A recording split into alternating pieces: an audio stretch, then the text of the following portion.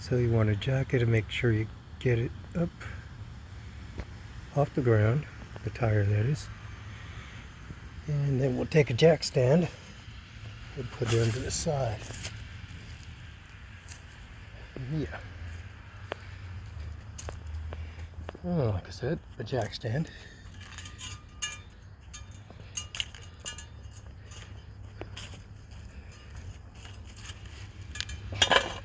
And you can see there's a little jack point there. Gotta get a little higher.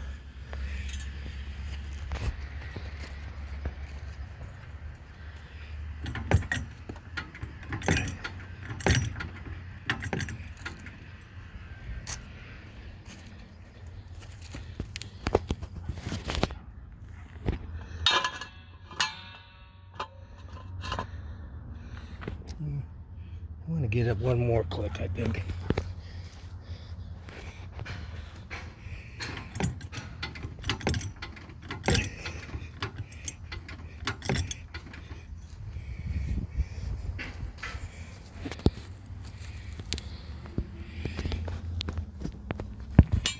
Alright, I feel good with that.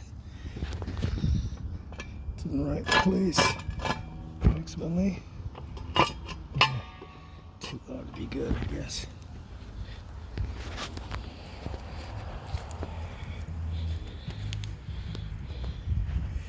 And we'll let her down on the jack stand.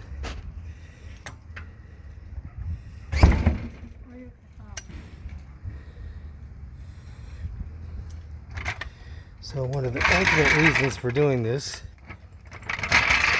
is to get your jack, if you can, and put it underneath this, your coil spring. And you just want to get it where it's just barely holding. And then take off your tire.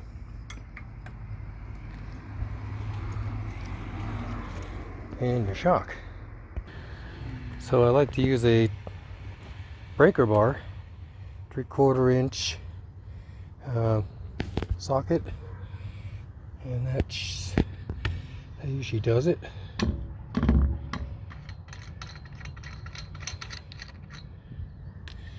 we'll pull off the tire. Okay, tire aside. I like to put a little PB blaster on these. Yep. Helps to point it the right direction. And underneath.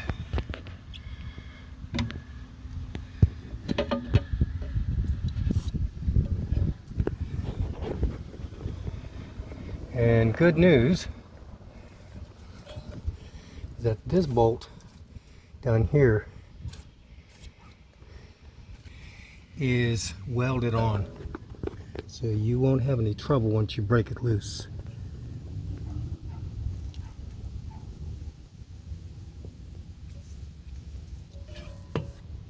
And that's going to be a 15 millimeter.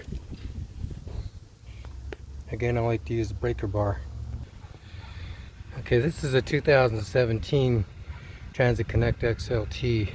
So that wasn't very hard to break. Of course, I do have a breaker bar, but it wasn't real bad. And I'll take these two off. I've already got the bottom loose. Like I said, it's welded on, so you shouldn't have any problem once you get it loose. So part of the reason that I had the jack underneath the coil spring is, as I'm pulling it out, it's getting a little bit of tension. So you can jack it up just a little bit or decrease, whichever one you need to do. So make sure you're going to come out clean. And then we'll take the bottom one out. Like I said, that's going to be real easy to do. And I switched over from the 1/2 inch breaker bar to a regular 3/8 ratchet. So I already did the first one on the other side. I don't know if you can see it. There's a red there. And I got this one out, and it's pretty simple from here. Reverse order, but I'll go through it with you. I'm going to put the top in always.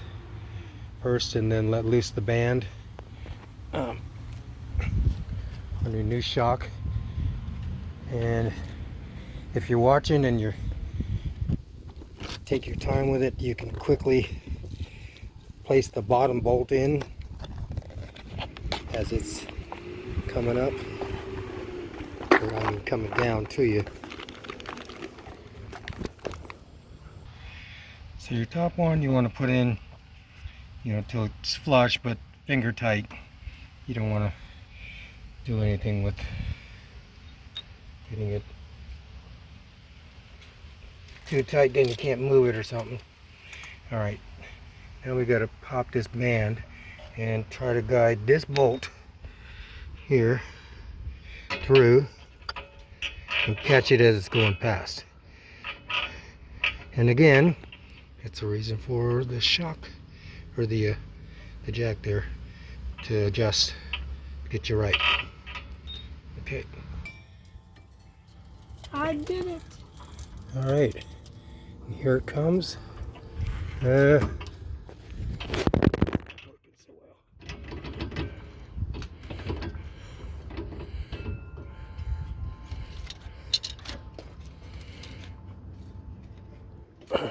book I'm reading is on. Okay, and jack it up just a little more, a little more. Oh, stop. This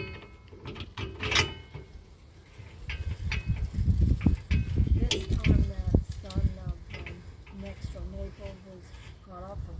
Okay, so we got that one in. Need to jack it up a little bit. Got it. And then we'll tighten this one. And you want to be careful because I tried to look up the specs for the torques on these, and first it told me 210 to 235 pounds.